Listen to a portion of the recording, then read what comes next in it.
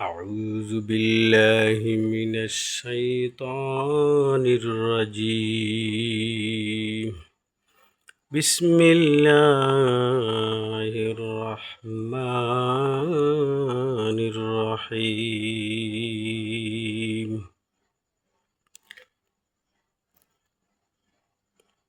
সাল্লাল্লাহু আলাইহি সাইয়্যিদিনা ওয়া মাওলানা মুহাম্মদ ওয়া আলা আলিহি ওয়া সাহবিহি ওয়া সাল্লাম। সম্মানিত প্রিয় দর্শক, আপনারা অবশ্যই আমার ভিডিওটি দেখবেন, খুব মনোযোগ সহকারে আপনারা দেখবেন। ভিডিওটি দেখে মিস করবেন না, অবশ্যই আপনারা ভিডিওটি দেখবেন। খুব গুরুত্বপূর্ণ একটি আলোচনা নিয়ে আপনাদের সম্মুখে আসছি আমি আজকে। এই পৃথিবীতে আল্লাহ পাক রব্বুল আলামিন অনেক সাহাবায়ে কেরাম, নবী, রাসূল, পয়গম্বর সকল সৃষ্টি করেছিলেন, প্রেরিত করেছিলেন, কিন্তু একজন নবীও নয়, রসুলও নয়, পয়গম্বরও নয়, একজন দাসী ছিলেন, রাখাল ছিলেন, কালো মানুষ, ছোট্টখাটো ছিলেন, সেই লুকমান আলাইহিস সালাতু ওয়াস সালাম। লুকমান আলাইহিস সালাতু ওয়াস সালামের কুরআন শরীফে অনেক ঘটনা এবং বর্ণনা রয়েছে। আল্লাহ পাক রব্বুল আলামিন তুলে ধরেছেন লুকমান আলাইহিস সালাতু ওয়াস সালামের সেই বর্ণনাগুলো হলো যে উনি যে জ্ঞানের আলো এবং কুরআন হাদিসকে সামনে রেখে যে দিন ইসলামের পথে অনুসরণ করে হযরত মুহাম্মদ মুস্তাফা সাল্লাল্লাহু আলাইহি সাল্লামকে অনুসরণ করে চলেছিলেন। সেজন্য আল্লাহ পাক রব্বুল আলামিন সম্মান দিয়েছিলেন এবং ইলমে গায়ব দিয়েছিলেন। উনি অনেক জ্ঞানী ছিলেন। তো ওনার সম্বন্ধে দুই একটি আলোচনা, দুই একটি কথা আমি বলতে চাই, আপনাদের সামনে তুলে ধরতে চাই।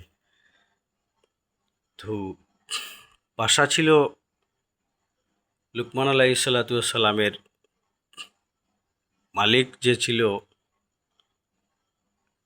সেই মালিক বলল, লুকমান, মানুষের কাছে আমি আলোচনা চিনি, গল্প শুনি, গল্পগুজব শুনতে পারতেছি যে তুমি অনেক জ্ঞানী। আজকে তোমার জ্ঞানের পরীক্ষা নিরীক্ষা করা হবে। তো তোমার জ্ঞানের পরীক্ষা নিরীক্ষা করতে হলে অবশ্যই তুমি আমার কাছে, দাসীদেরকে বললেন যে তুমি লুকমানকে নিয়ে আসো আমার কাছে। হযরত লুকমান আলাইহিস সালাতু ওয়াস সালামকে নিয়ে আসা হলো তার মনিবের কাছে এবং তার মালিকের কাছে নিয়ে আসা হলো। নেওয়ার পরে হযরত লুকমান আলাইহিস সালাতু ওয়াস সালামকে বললেন, তুমি নাকি অনেক বুদ্ধিজীবী, অনেক জ্ঞানী মানুষ বলে, এখন তোমাকে একটা জ্ঞানের পরীক্ষা নিতে হবে। সেই জ্ঞানের পরীক্ষাটা আমাকে দিতে হবে।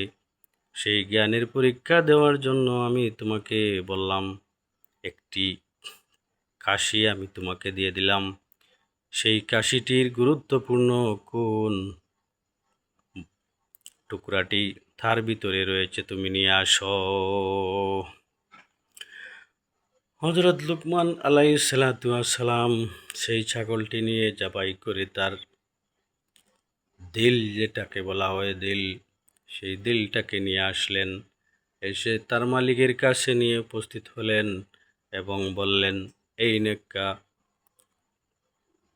নেন আমার মনিব, তুমি এই নাও, আমি তোমাকে নিয়ে দিলাম। মনিব বলল, ঠিক আছে, তুমি এটা রেখে দাও, আরেকটি ছাগল তোমাকে দিয়ে দিলাম। দাসীকে বলা হলো যে তুমি লুকমানকে আরেকটি ছাগল দিয়ে দাও।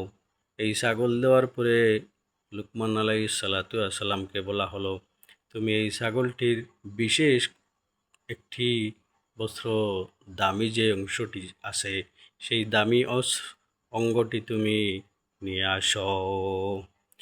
হযরত লুকমান আলাইহিস সালাতু ওয়াস সালাম এই ছাগলটা জবাই করে আবারও সেই দিলটি নিয়ে আসলেন। আসার পর লুকমান আলাইহিস সালাতু ওয়াস সালামকে বললেন, তোমাকে প্রথম যেই ছাগলটি দিয়েছিলাম, সেই ছাগলের তুমি যেই টুকরাটি প্রথমে নিয়েছিলে, দ্বিতীয় ছাগলের সেই বস্ত্রটি, সেই টুকরাটি তুমি এখনো নিয়ে আসলে, তার কারণ আমি জানতে চাই। হযরত লুকমান আলাইহিস সালাতু ওয়াস সালাম বললেন, আমার মনিব, আমার মালিক,